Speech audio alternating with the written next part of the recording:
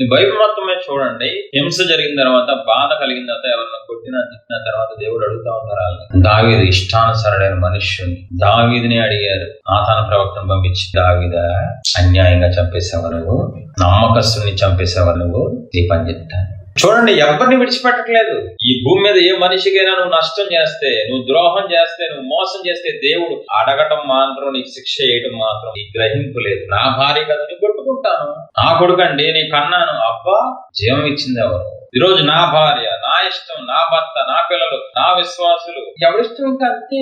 తిట్టడం, కొట్టడం, బాధ పెట్టేయడం, ఎవరిని బాధ పెడతానికి హక్కు లేదు. ఈరోజు ఈ గ్రహింపు ఎవరికి లేదు. నా ఇష్టం, నేను గాయం చేస్తాను, అన్నదమ్ములు గాయం చేస్తాను, అమ్మ నాన్న కొడతాను, తిడతాను, నా ఇష్టం. దేవుడు అప్పుడు ఎంటర్ అయిపోతారు. కయ్యూను విషయంలో ఎంటర్ అయ్యారు, ఊరియా విషయంలో ఎంటర్ అయ్యారు, సౌలు హింసించిన వాళ్ళ విషయంలో ఎంటర్ అయ్యారు. గుర్తుందా? యెజబెలు ఒకటి చంపేశారు కదా అనవసరంగా, భార్య భర్తలు కలిసి మీ ఇద్దరు.